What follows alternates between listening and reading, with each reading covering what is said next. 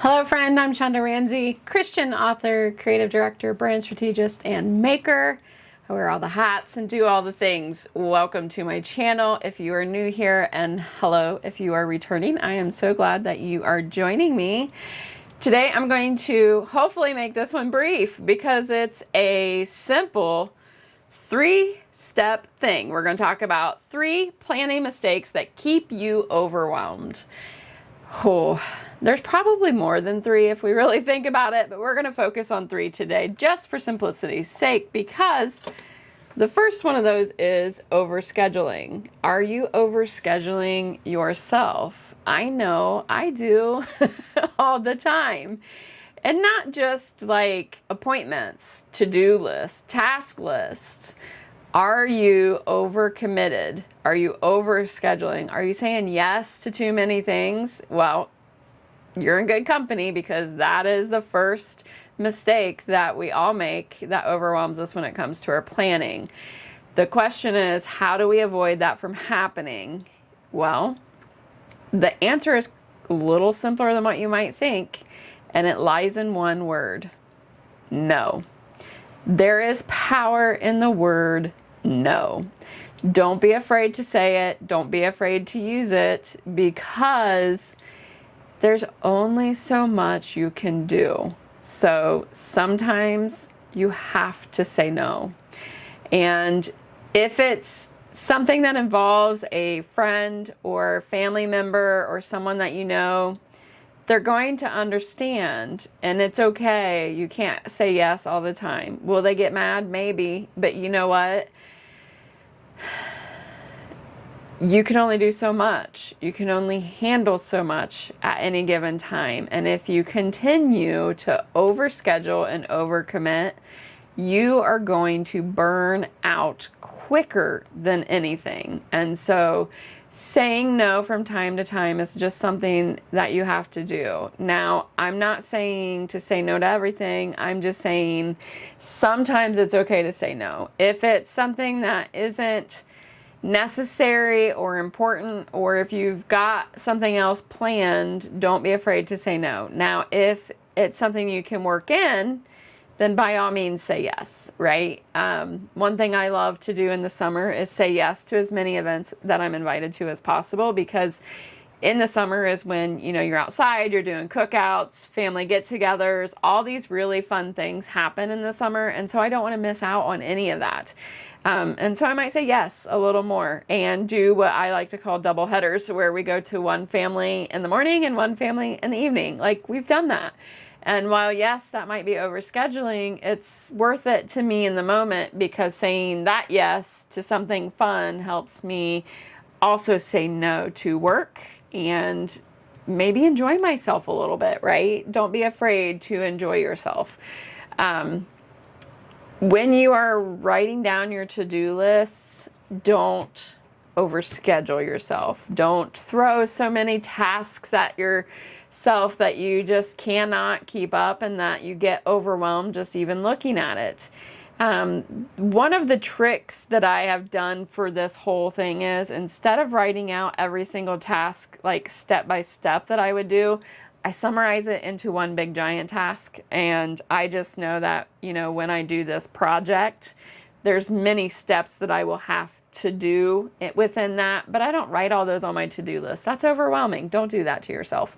Just summarize it into a project, so you know that, you've got to do this project, but know in the back of your mind what those steps are so that you can do them. If you are someone who forgets all the steps, so like, if it's a big project for me, like if I'm creating a brand for somebody, there are so many steps I take in creating a brand that I have created a checklist.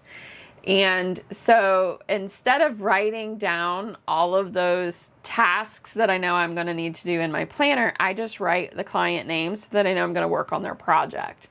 And then I use my checklist as my guide to make sure that I get everything done that I need to get done. And it just keeps me on track without giving me a timeline necessarily for that day. Like, it doesn't overwhelm me for whatever reason, because it's a checklist more than it is a task list. It's more of, yep, did that, so then it's done.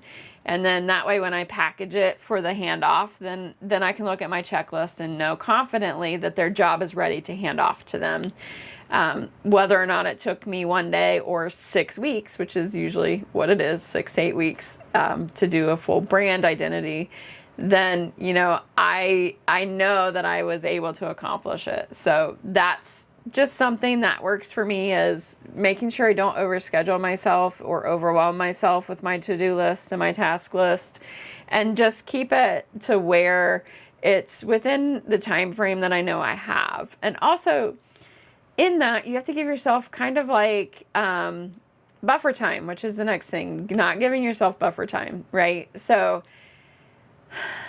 there have been countless projects that I will work on that I think, you know what, I can get that done in an hour. And before I know it, 4 hours have passed and I'm still not done because something just isn't working. So having buffer time is important. Don't schedule tasks so close back to back and then expect yourself to get it done, especially if something happens to kind of cause you to not be able to fulfill it, right?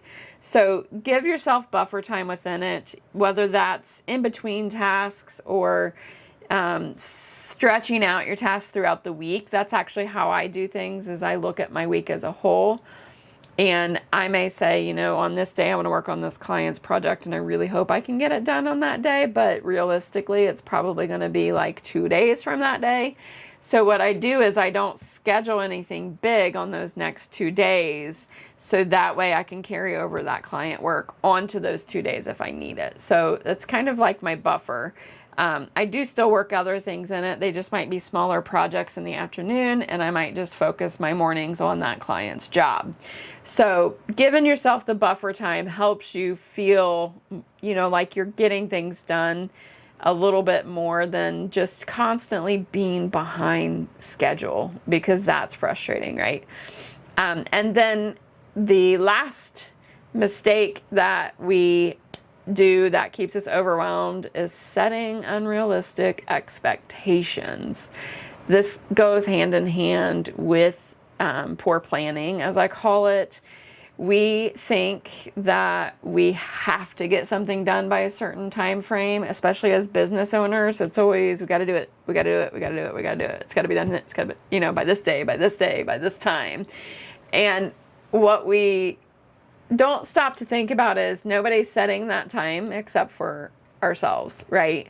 Now, if it's tied into a client, obviously you want to maintain your contract with them and your timeline that you have set with them. That's very important.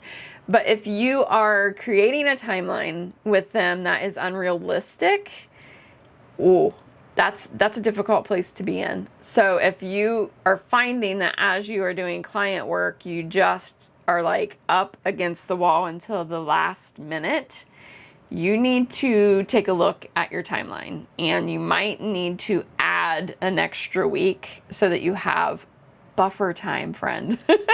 That was number 2. Give yourself that buffer time, because things happen, right? There's a reason why I say projects can take 6 to 8 weeks, and often do take 6 to 8 weeks. It's because you have to have buffer time. Now, if I can turn it out and be done in 4 weeks, great. That's awesome. I came in at half my timeline, right? But that's not realistic on a day-to-day operation for me. And so having that buffer time worked into my timeline is only going to do my client a better service too. They know what to expect. It gives me a chance to fix things that may come up that I wasn't expecting. And it reduces that unrealistic expectation that I'm going to get it done in 4 weeks, right? I know I've got up to 8 weeks. Now, that doesn't give me an excuse to delay the project. I'm still going to start the project on time, and I'm going to try to get it done as quickly as I can for them.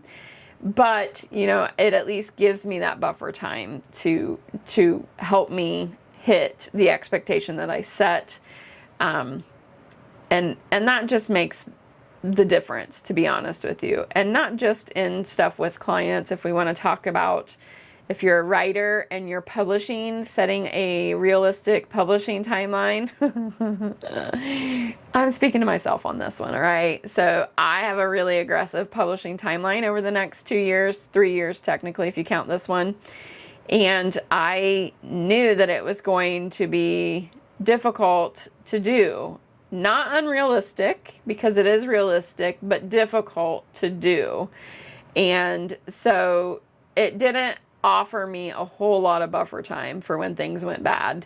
The best example I can give you is book 2 of my series is what I am currently working on. It's in edits with my editor, and it was delayed because of me. I had to rewrite the whole thing, and I was not expecting that when I went back in, because I didn't outline it or plot it beforehand. I just kind of pantsed my way through the whole story, and it lacked the structure it needed. So I had to build that in. And instead of just pushing it through as is, I made the decision to fix it all, right? That takes time. So really, when you set your deadlines and your goals, if they are not realistic, if there's something that you just know is already impossible to hit, please don't schedule it for that date. Add buffer time and then schedule it, because then that becomes a little more realistic, right? It's close to when you want to hit it, but it offers you the chance to be flexible if something doesn't quite go according to plan.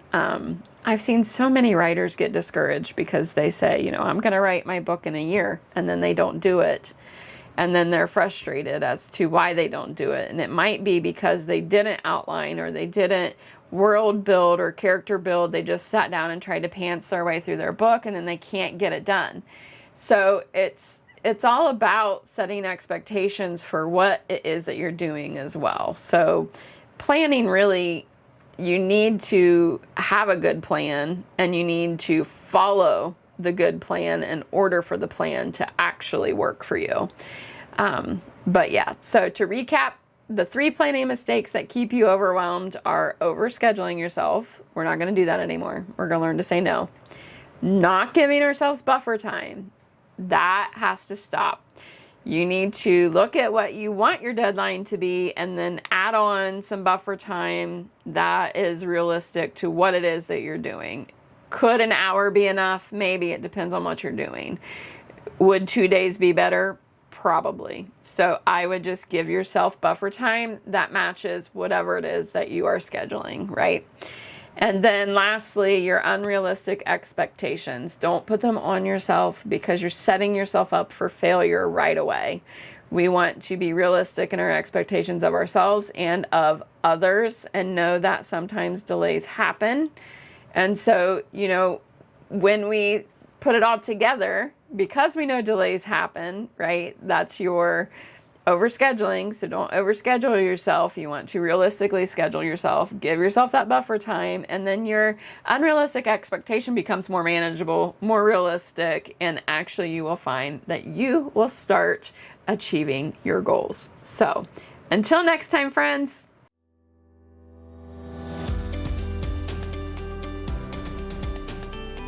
Hello, friend. I'm Shonda Ramsey. If you found your way here, chances are you're a woman who creates, builds, or leads in your area of expertise. Perhaps you may even be all 3. And if you're looking for a space where faith, creativity, and business belong together, you are in the right place. I write and publish both nonfiction and clean romance books. I run a creative direction and brand strategy business, and I make handcrafted goods through my brand, Oh So Shonda. I've been building things on my own since 2017, and everything I share here comes from something I've personally done, figured out, or had to learn the hard way. On this channel, you'll find honest conversations about the writing life, brand strategy, and creative entrepreneurship, and the faith that guides us. I'll be teaching by sharing genuine conversations for the woman who is doing the work. I'm so glad you're here. Subscribe so you don't miss anything, and let's build something worth building.